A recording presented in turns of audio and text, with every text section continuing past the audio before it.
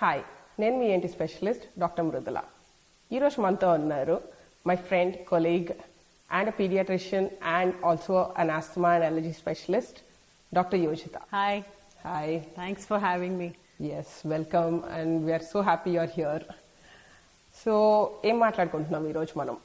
A lot of topics which are currently very much a problem for a lot of parents, like sleep disordered breathing, adenoids, tonsils, recurrent ear infections, speech delay, hearing issues. Parents ki common ga వచ్చే, పిల్లలతోటి common గా వచ్చే అన్ని issues గురించి we are going to discuss today. పిల్లలతో వచ్చే ENT problems గురించి will discuss today. So first let's start of with sleep disordered breathing. Actually sleep disordered breathing అంటే ఏంటి? సో చాలా మంది పేరెంట్స్ కామన్ గా పిల్లల్ని ఓపీకి యూజువల్ గా అప్పర్ రెస్పిరేటరీ ఇన్ఫెక్షన్స్ తో, జలుబు దగ్గు వీటితో వచ్చినప్పుడు అడిగే common questions as paediatricians, night time snoring వస్తుందా, గురక పెడుతుంటారా పిల్లలు, లేదా డే టైంలో ఓపెన్ మౌత్ బ్రీతింగ్ చేస్తుంటారా అనేది. So unless and until we ask them that questions, వాళ్ళు వాటికి ఆన్సర్స్ చెప్పరు. వాళ్ళంతటి వాళ్ళు ఆ ప్రాబ్లమ్స్ తోటి పీడియాట్రిక్ ఓపీస్కి కూడా రావడం చాలా తక్కువ. సో స్లీప్ డిజార్డర్డ్ బ్రీతింగ్ అంటే మోస్ట్లీ జలుబు దగ్గు లేనప్పుడు కూడా పిల్లలు నైట్ టైం గురక పెడుతుంటారు, ప్రతిరోజు ఎక్కువ సౌండ్ వస్తుంటుంది, చాలా మల్టిపుల్ అవేకనింగ్స్ అవుతుంటాయి, ఎప్పుడు రెస్ట్లెస్గా కదులుతుంటారు. అండ్ డే టైంలో దానికి కాంపెన్సేట్ చేయడానికి కొంచెం హైపర్ యాక్టివ్గా అనిపిస్తుంటారు, రోజంతా కూడా నోరు తెరుచుకొని ఊపిరి తీసుకుంటుంటారు. సో ఇది క్రానిక్గా కొన్ని మంత్స్, కొన్ని ఇయర్స్ పాటు జరుగుతుంటే వాళ్ళ ఫేషియల్ స్ట్రక్చర్స్లో, వాళ్ళ గ్రోత్ ప్యాటర్న్స్లో కూడా డిఫరెన్సెస్ వస్తూ ఉంటాయి. సో మీరు డిస్క్రైబ్ చేసింది, instead of labelling it sleep disordered breathing, can we say it sleep apnoea in kids? So sleep apnoea అని మనం లేబుల్ చేయడానికి క్లినికల్ క్రైటీరియా ఒక్కటే సరిపోదు. So we need also some diagnostic criteria. So sleep apnoea ఉందా లేదా, so నిద్రపోతున్నప్పుడు oxygen levels తగ్గుతున్నాయా, hypopnoea లేకపోతే యాప్నియా, లేకపోతే ఊపిరి తీసుకోవడం ఆపేస్తున్నారా, ఇలాంటి విషయాలు కూడా గమనించుకోవాల్సి ఉంటుంది. సో దానికి కొన్ని టెస్ట్ చేయడం అవసరం ఉంటుంది. సో యాజ్ పీడియాట్రిషియన్ ఇలాంటి పిల్లలు మా దగ్గరకు వచ్చినప్పుడు when is the right time for us to refer them to an ENT doctor? Yes. So usually when these people come to you, they come with main AME complaint వస్తారు, snoring. So snoring నుంచి there are other complications that are being produced, like ear infections constant గా, and nose ఎప్పుడు dripping, చీమిడి గారుతున్నట్టు, నీళ్లు గారుతున్నట్టు చెప్తుంటారు, and గాలి తీసుకోవడానికి ఇబ్బంది పడుతున్నారు, కాన్స్టెంట్ గా నోస్ బ్లాక్ ఉంటుంది అని అంటారు. సో ఇలాంటి సిమ్టమ్స్ ఉంటే this is now turning into a complication. It is no longer just simple problem, ఒక చిన్నది అండ్ ఇగ్నోర్ చేయొచ్చు, వెయిట్ చేయొచ్చు అన్నది కాకుండా కాంప్లికేషన్స్ కి వెళ్తున్నప్పుడు ఇమీడియట్ గా ఏంటి కన్సల్టేషన్ తీసుకోవడం ఎంతో ముఖ్యం. So lot of parents first ఈ గురక పెట్టడాన్ని నార్మలైజ్ చేస్తారు. నార్మల్ గా పెడుతున్నారులే, వాళ్ళ డాడీకి ఉంది అలవాటు, సో వీడికి కూడా ఉంది, తగ్గిపోతుంది, వాడు పెరిగే కొద్దీ నార్మల్ అయిపోవచ్చు అని ఇగ్నోర్ చేసేస్తుంటారు. అంటిల్ చాలా సివియర్ సిమ్టమ్స్ వచ్చి వాడి daily quality of life impact అవుతుంటే తప్ప రియలైజ్ అవ్వరు. సో అలాంటి వాళ్ళని ఎర్లీగా ఐడెంటిఫై చేయడానికి మన దగ్గర ఏమైనా సొల్యూషన్స్ ఉన్నాయి. Main thing first the patient కి రిలేటివ్ ఎవరైతే ఉంటారో వాళ్ళు నోటీస్ చేయాల్సింది ఏంటి, ఈ స్నోరింగ్ ఎంత ఫ్రీక్వెంట్ గా ఉంటుంది, and are there multiple spells, ఈ బ్రెత్ హోల్డింగ్ స్పెల్స్ ఉంటాయి నైట్ టైం. ఎందుకంటే స్నోరింగ్ చేసేది యాజ్ అ పర్సన్ నాకు తెలీదు, but my partner can complaint. Similarly mother or father ఎవరైతే ఉంటారో వాళ్ళు ఎన్ని స్పెల్స్ అవుతున్నాయి, ఇలాగ నిజంగానే బ్రెత్ హోల్డింగ్ స్పెల్స్ వస్తున్నాయా, అండ్ అదర్ కాంప్లికేషన్స్ ఏమన్నా వస్తున్నాయా అన్నది ఒకటి ఆలోచించుకోవాలి. And at the same time they have to be aware of the fact that this is not normal. This is not normal even if the dad has it or the mother has it. So what does this mean? ఇది hereditary అనే component ఉంటుందా దీనికి, sleep disorder breathing కి? I think it's very rare or very minute. Genetic గా, హెరిడిటరీగా వచ్చే chances కన్నా వాళ్ళు ఇన్హెరెంట్ గా తెచ్చుకునే అవకాశమే ఎక్కువ ఉంటుంది. So what we want to ascertain here is all parents ఏది నోటీస్ చేయాలి అని అంటే, breathing through mouth is not normal. So always breathing should be through the nose. So ఎప్పుడు ముక్కు నుంచే శ్వాస తీసుకోవాలి, కానీ నోటి నుంచి పర్సిస్టెంట్ గా తీసుకుంటున్నారు నోటి ద్వారా గాలి అని అంటే it's a red flag sign. So which needs evaluation. జలుబు దగ్గు ఉన్న ఫ్యూ డేస్ నోస్ బ్లాక్ వల్ల ఇట్స్ ఓకే టెంపరీగా ఉండొచ్చు, బట్ అది పర్సిస్ట్ అవుతుంది, వారాల తరబడి నెలల తరబడి అవుతుంది అని అంటే it might need further evaluation. దీనికోసం ఎక్కువ కాలం టైం వేస్ట్ చేయొద్దు యాజ్ పేరెంట్స్. ఇవాల్యుయేషన్ పార్ట్ వచ్చేసరికి once you meet with a paediatrician and your initial assessment is done, మీకు ఒక course of antibiotics or something already ఇచ్చుంటారు కదా అప్పర్ రెస్పిరేటరీ ట్రాక్ట్ ఇన్ఫెక్షన్ కోసం. After that is done, if the child is having repeated episodes within 2 weeks spans లో మళ్ళీ వస్తుంది, మళ్ళీ cough, మళ్ళీ కాన్స్టెంట్ గా నేజల్ డిశ్చార్జ్ ఇలా వస్తుంది అంటే ఇమీడియట్ గా ఈఎన్టీకి వస్తే ఫస్ట్ మేమేం చేస్తామంటే first we will get a X-ray, is this needed or not. X-ray కూడా చేసే ముందు మేము ఆలోచిస్తున్నామంటే సిటీ ఇలాంటివి అస్సలు చేయించకండి, ఎందుకంటే I have had so many patients who directly go and by themselves and get CT scan. చిన్న చిన్న పిల్లలకి ముఖ్యంగా this is a lot of radiation exposure and unnecessary thing. So let's start of with simple investigations like examination on hour part. First మేము oral cavity, oropharynx అంటే నోరు ద్వారా tonsils అలాంటివి ఏమన్నా ఉన్నాయా అన్నది మేము రూల్ అవుట్ చేసుకుంటాం. ఒకవేళ టాన్సిల్స్ ఉన్నాయి అంటే ఇలాగ స్లీప్ డిజార్డర్డ్ బ్రీదింగ్ దానివల్ల అవ్వచ్చు, అండ్ ముక్కు వెనక భాగంలో ఉండే వాటిని అడినాయిడ్స్ అంటాం, సో దానివల్ల కూడా అవ్వచ్చు. ఇలా ఎడినాయిడ్స్, టాన్సిల్స్ రెండు కలిపి ఉండడం వల్ల ప్రాబ్లం కాజ్ అవుతుందా అన్నది రూల్ అవుట్ చేసుకోవడం కోసం ఎక్స్రేస్ కి పంపిస్తాం. Once we get the X-ray will have an idea about this tissue that is behind the nose. So ఇది తెలిసిన తర్వాత ఇది ఎంత డిగ్రీ ఉంది, ఎంత అబ్స్ట్రక్షన్ కాజ్ చేస్తుంది, there are different degrees in which the adenoids are assessed. So ఒకవేళ ఇలాగ 3rd and 4th డిగ్రీలో ఉంది, not subsiding with repeated medication అంటేనే మేము సర్జరీ సజెస్ట్ చేస్తాం. So what age group do you think is okay for this particular surgery అనే category అనగానే అందరు భయపడిపోతారు. సో పెద్దవాళ్ళు అయ్యాక చేద్దాం, 10 years 15 years ఏజ్ వచ్చినాక చేద్దాం అని ఆగిపోతారు కొంతమంది. సో అది కరెక్టా? సో సర్జరీ అనే పేరు వినగానే భయపడిపోవడం కన్నా ప్రాబ్లం ఎంత సివియర్ గా ఉంది అనేది ఫస్ట్ చూడాలి. సో ఈ సర్జరీ రియలీ ద ఇండికేషన్, లేకపోతే ఫస్ట్ మెడికల్ ట్రయల్ తో can we deal with the child, or if he's feeling better వాడికి మందుల ద్వారా కొంచెం రిలీఫ్ వస్తుందా అనేది చూసుకోవాలి. First right away surgery is not the first option for every patient. Definitely. So recurrent episodes, more than 3 to 5 episodes of tonsillitis లేకపోతే adenoid hypertrophy issues for more than 2 to 3 years ఉన్నప్పుడు, if it is not subsiding with medications, then I think surgery would be a considerate option. So చిన్న పిల్లలు అని చెప్పేసి భయపడాలి ఈ విషయంలో? Not at all. So వాడి క్వాలిటీ ఆఫ్ లైఫ్ ఎంత ఇంపాక్ట్ అవుతుంది అనేది పేరెంట్స్ ఆఫెన్ మిస్ అవుతారు, లేకపోతే ఆ విషయాన్ని పక్కన పెట్టేస్తారు. సర్జరీ అన్న ఒక్క పదంతో పెద్ద ఏదో భయంకరమైన ప్రొసీజర్ ఒకటి ఊహించుకొని అన్నెసెసరీగా డిలే చేస్తూ వాడి క్వాలిటీ ఆఫ్ లైఫ్ ని ఇంప్రూవ్ అవ్వకుండా కొంచెం ఆపుతూ ఉంటారు. So scholastic performance, day time sleepiness, day time లో వాడు ఎంత అనీజీగా ఉంటున్నాడు, ఎంత ఫ్రీక్వెంట్ గా నిద్ర ఇలాంటివి వస్తున్నాయి, నైట్ నిద్ర సరిగా లేకపోతే గ్రోత్ హార్మోన్ సెక్రీషన్ సరిగా ఉండదు, సో వాళ్ళ గ్రోత్ ఇంపాక్ట్ అవుతుంటది. ఇవన్నీ కూడా కన్సిడరేషన్ లోకి తీసుకొని we have to take a step forward. Adenoid tonsil main గా ఉంటే ఎందుకు తీసేస్తున్నాం, వాటి పర్పస్ ఏంటి? Good question. A lot of parents actually have this concern. So usual ga tonsils anante fighters of our body antaru, lymphoid tissue kabatti, and adenoids ki kuda same function untadi. But avi okkate kaadu body lo unde fighters, we have all other lymphatic system also. So ee tonsils eppudaithe problem create chestunayo appudu they have to be removed, not in all cases. So ivi teeseyadam valla na immunity taggipothuda ante that's utterly false. Alantidi em jaragadu. Exactly, because I never had my tonsils removed. I suggest to some patients, but that is necessary. ఎందుకంటే ఈ adenoid వల్ల there is something called as adenoid facies. అంటే ఏమవుతుంది, దీనివల్ల ఒక appearance మారిపోతుంది చైల్డ్ది. First thing, like she said, stunted growth.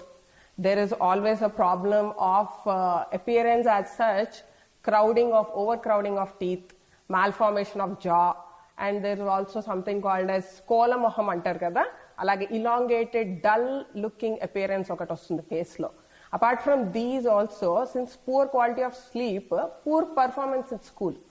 So adenoids అనేది ఏదైతే తీసామనుకోండి, ఇలాంటి పేషెంట్స్ లో ముఖ్యంగా who are actually exhibiting these kind of features, వాళ్ళకి చాలా యూస్ఫుల్ ఉంటుంది. ఎందుకంటే స్కూల్లో బెటర్ పర్ఫార్మెన్స్, their height మంచిగా వస్తారు, and their appearance will also start to improve. And teeth alignment, let me make this very clear, after 6 teeth alignment అనేది చాలా important. ఎందుకంటే ఆ ఎంటైర్ డిఫైన్ చేస్తుంది మన జా స్ట్రక్చర్ని కానీ మన అపియరెన్స్ని కానీ. సో అలాంటప్పుడు దీన్ని ఇగ్నోర్ చేయాల్సింది అయితే అస్సలు కానే కాదు. సో ఇలాగ మెడికేషన్ మరి నేను కాన్స్టెంట్ గా వాడాల్సి వస్తుంది. After a few episodes of medication only I move on to surgery అని చెప్పారు కదా. అలా మరి మెడికేషన్ తీసుకుంటూ పోతే ఇలాగ ఒక 5-6 times యాంటీబయాటిక్స్ ఇస్తుంటారు. ఇది సేఫ్ అసలు? I think when the indication is right it is safe. So నిజంగా ట్రీట్ చేయాల్సినంత ఎక్కువ ఇన్ఫెక్షన్ ఉండి if the child is meeting that criteria for getting those antibiotics, every other random case of tonsil enlargement ki antibiotics ivvamu.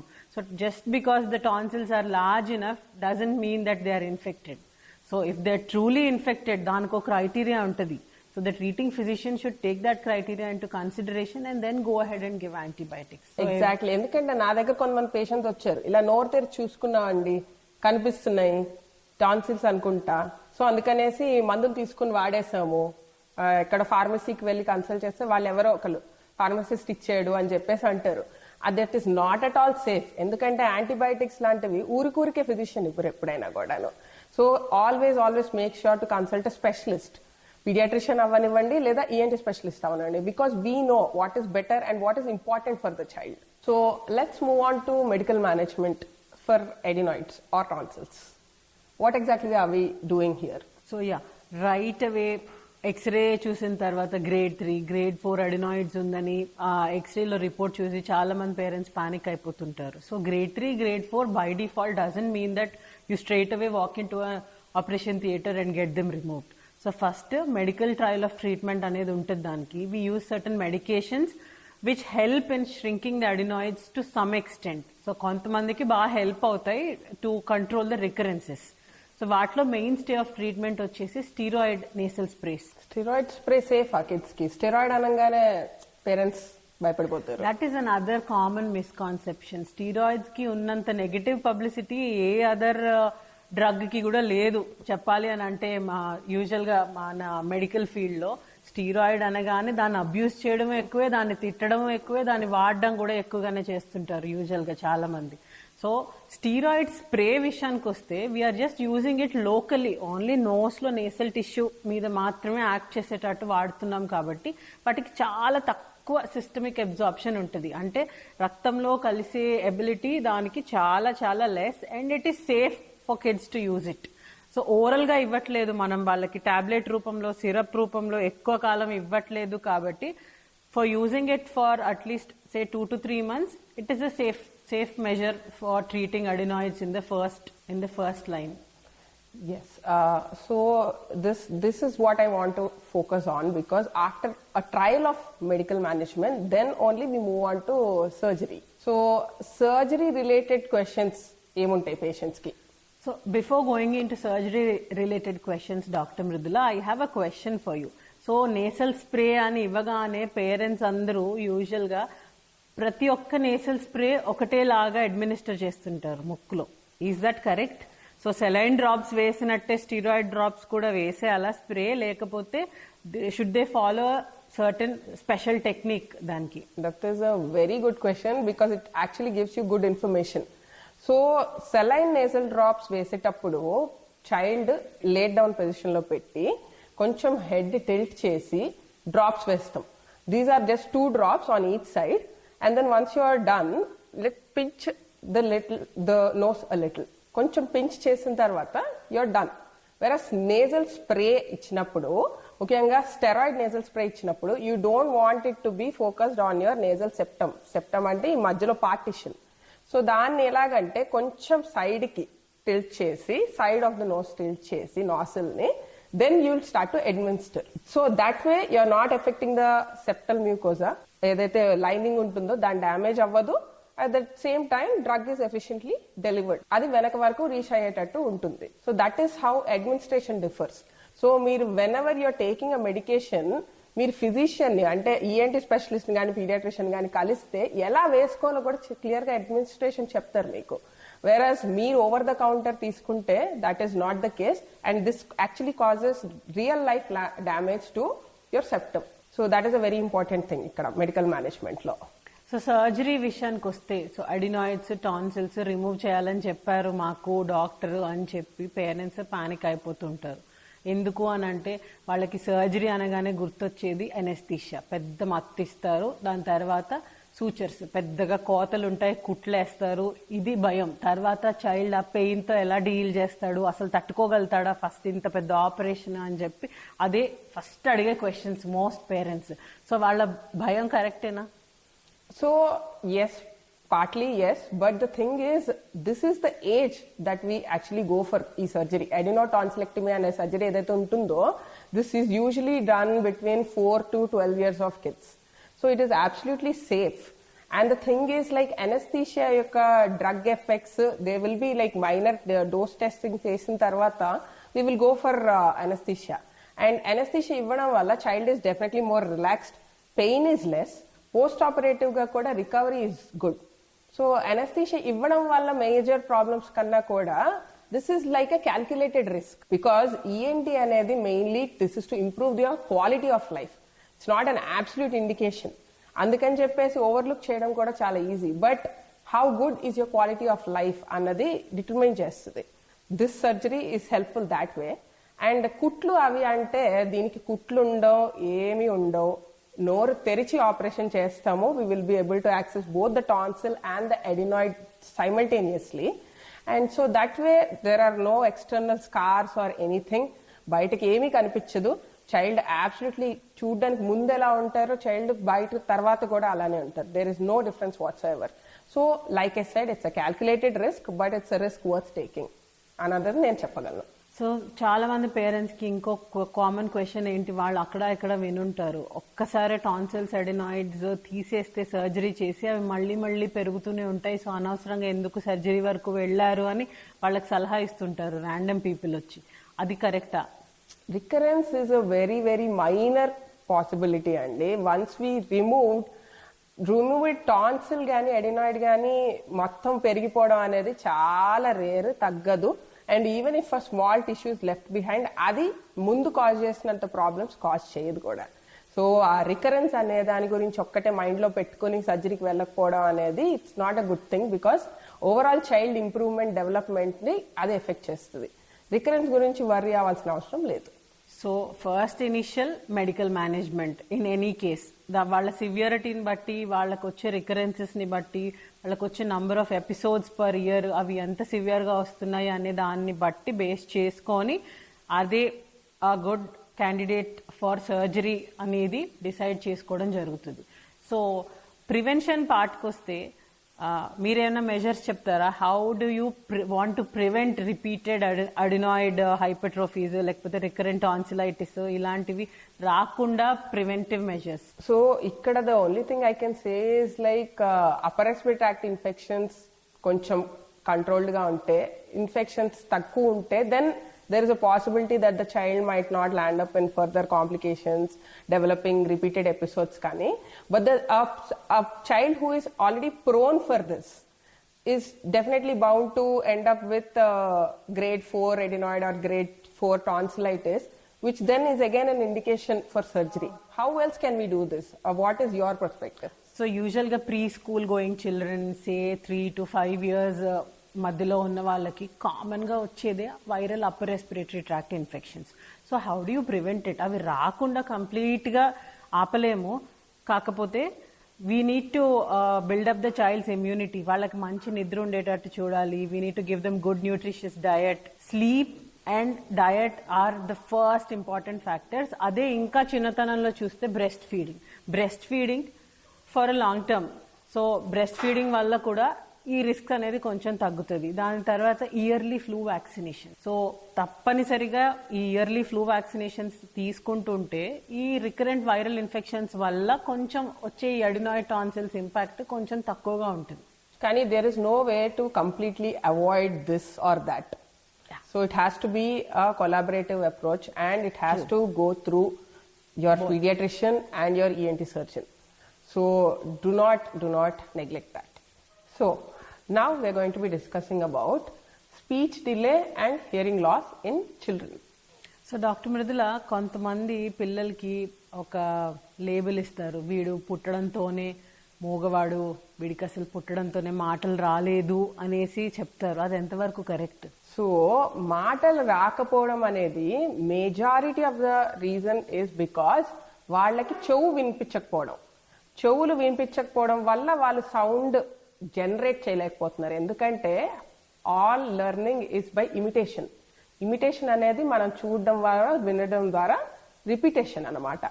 అది లేని పరంలో ఇలాగా mute అవుతారనమాట. డెఫ్ మ్యూటిజం అంటారు. అంటే పుట్టు మూగా చెవుడు అని అనేసి వీళ్ళని కేటగరైజ్ చేస్తూ ఉంటాం. సో మీరు అనేది ఏంటంటే పుట్టడంతోనే ఎవరు ఇన్హెరెంట్ గా మూగవాళ్ళు కాదు, వాడికంటూ హియరింగ్ లాస్ ఉంటేనే మాటలు కూడా రాకుండా ఇలాగ మ్యూట్ గా ఉంటారు వాళ్ళు. అంటే హియరింగ్ లాస్ ఒక్కటే కాదు ఇక్కడ కారణం. కొంతమందికి హియరింగ్ కూడా నార్మల్ ఉండొచ్చు, అయినా కూడా వేరే బిహేవియర్ ఇష్యూస్ వల్ల they will not talk later on in their life. So ఇక్కడ మనం మెయిన్ గా కాన్సన్ట్రేట్ చేయాల్సింది హియరింగ్ లాస్ ఉందా లేదా అని ఫస్ట్ చూసుకోవడానికి. అది చిన్న బిడ్డల్లో ఎలా చేయొచ్చు? హియరింగ్ అసెస్మెంట్ లేకపోతే హియరింగ్ స్క్రీనింగ్ అంటారు. So as soon as a baby is born, new born hearing screening అనేది ఇప్పుడు చాలా గైడ్ లైన్స్ మ్యాండేటరీ అని చెప్తున్నాయి. సో దాని ద్వారా మనం ఎర్లీగా వినికిడి సమస్యలు ఉన్న పిల్లల్ని గుర్తించి వాళ్ళకి ఎర్లీగా ఇంటర్వ్యూన్ చేసి ట్రీట్మెంట్ ఇవ్వడానికి వీలవుతుంది.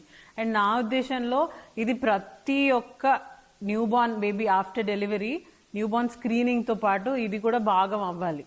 So do you also think it is important? It's absolutely important. ఎందుకంటే పుట్టిన తర్వాత చాలా రోజుల వరకు బేబీ మామూలుగా పాలు తాగడం, పడుకోవడం తప్పితే మేజర్ యాక్టివిటీ ఏముండదు. సో వినిపిస్తుందా లేదా వీడికి అనేది మనకి ఎలా తెలుస్తుంది? సో ఇనీషియల్ స్క్రీనింగ్ లో భాగంగా we do this test called OAE.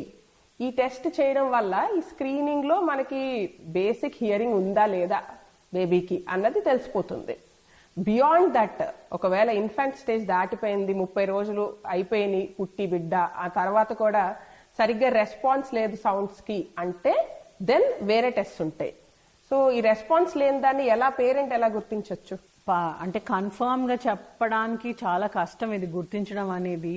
So baby నిద్రపోతున్నప్పుడు పక్కన ఏమైనా సౌండ్స్ అవుతున్నా, రిపీటెడ్ గా సౌండ్స్ అవుతున్నా ఉలిక్కిపడి లేవకుండా అలానే కామ్ గా ఉండడము, మదర్ అటు ఇటు వెళ్తున్నప్పుడు వాళ్ళని ఫాలో అవ్వలేకపోవడం, ఆ సౌండ్స్ ని దూరం నుంచి సౌండ్ చేస్తే బేబీ తిరిగి చూడలేకుండా ఉండడము, ఇలాంటి సటిల్ సైన్స్ ఉంటాయి. అండ్ మోర్ ఆఫెన్ ఇవి చాలా మంది పేరెంట్స్ మిస్ అయ్యి చాలా లేట్ స్టేజ్ లోనే గుర్తిస్తారు. బేబీ ఇంకా కొంచెం పెరిగి ఎదిగినప్పుడు మాత్రమే పిలిస్తే కూడా పలకట్లేదు, దూరం నుంచి పిలిస్తే కూడా తిరిగి చూడట్లేదు అన్న స్టేజ్ లో చాలా మంది గుర్తిస్తారు. సో ఇంత డిలే ఉంది కాబట్టి డయాగ్నోసిస్ లో early new born screening is very important. So ఇక్కడ మాటలు రాలేదు మా వాడికి, సర్లే కొంచెం లేటుగా వస్తాయి, మగపిల్లలకి లేటుగా వస్తుంటాయి యూజువల్ గా ఆడపిల్లల కన్నా అని చెప్పేసి వెయిట్ చేస్తుంటారు. అలా వెయిట్ చేయడం కరెక్టా? ఇది చాలా important given today's scenario. Post Covid times లో చాలా మంది పిల్లలకి స్కూల్స్ ఇవన్నీ కొంచెం డిస్టర్బ్ అయిపోయి స్క్రీన్స్ కి అడిక్షన్ పెరిగిపోయింది. Mobile usage, tablets usage, TVs ఇవి ఎక్కువ పెరిగిపోవడం వల్ల కూడా virtual speech delays, virtual autism లాంటివి కూడా చాలా చూస్తున్నాం ఇప్పుడు. సో పేరెంట్స్ యూజువల్ గా ఇంట్లో ఉన్న పెద్దవాళ్ళు చెప్పే సలహాలు వినేసి 3 years, 4 years, 5 years వరకు మాటలు వస్తాయిలే వీళ్ళ పేరెంట్స్ కి కూడా ఇలానే లేట్ గా వచ్చాయి అని చెప్పి చాలా మందిని ఇవాల్యుయేషన్ వరకు వెళ్లకుండా ఆపేస్తుంటారు, విచ్ ఇస్ వెరీ రాంగ్.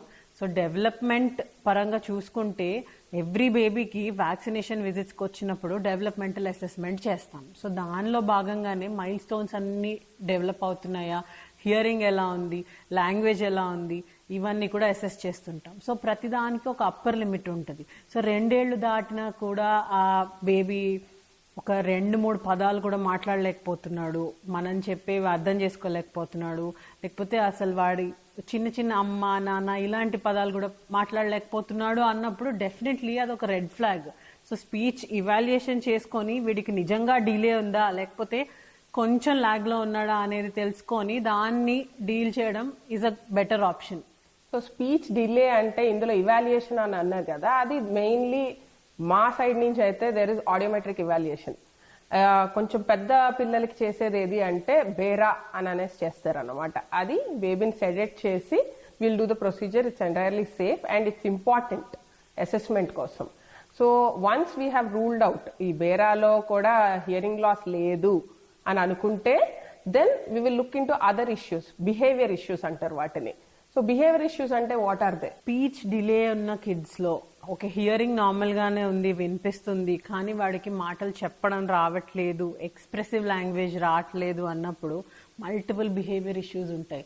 చాలా హైపర్ యాక్టివ్ గా ఉండొచ్చు, టెంపర్ టాంట్రమ్స్ చాలా ఎక్కువగా ఉంటాయి, ఊరికే వాళ్ళ కోపం ఎక్కువ వచ్చేయడము, లేదా అదర్ ఎక్స్ట్రీమ్ బిహేవియర్స్ లైక్ కొట్టడము, గిచ్చడము, జుట్టు పీకడము, వేరే పిల్లలకి కొంచెం హామ్ కలిగించే మేనరిజమ్స్ చేయడము, ఇలాంటివి ఎక్స్ట్రీమ్ గా చూస్తుంటాం. బికాజ్ వాడు ఎక్స్ప్రెస్ చేయలేకపోతున్నాడు మాటల ద్వారా, కాబట్టి ఈ చేతల ద్వారా ఎక్స్ప్రెస్ చేస్తుంటాడు. సో దాని మూలంగా సిట్టింగ్ టాలరెన్స్ చాలా తక్కువ ఉంటుంది. స్కూల్స్ కి పంపించినా కూడా ఒక్క చోట నికరంగా కూర్చోలేరు, ఎప్పుడు టీచర్స్ నుంచి కంప్లైంట్స్ వస్తుంటాయి, యాక్టివిటీస్ చేయలేకపోతున్నారు అంటారు, కాన్సన్ట్రేషన్ ఉండదు, హైపర్ యాక్టివ్ గా ఉంటారు.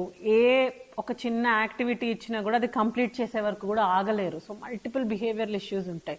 సో ఇన్ని ఇష్యూస్ ఉన్నప్పుడు ఇక్కడ ఒక మల్టీ సెంటర్డ్ అప్రోచ్ అవసరం. సో జస్ట్ ఒక ఈఎన్టీ డాక్టర్ దీనికి సొల్యూషన్ చెప్పగలుగుతారా అంటే నాట్ ఫుల్లీ. జస్ట్ ఒక పీడియాట్రిషియన్ హెల్ప్ చేయగలుగుతారా అంటే not fully. So we need other people ఇక్కడ, like a speech pathologist, speech therapist, occupational therapist.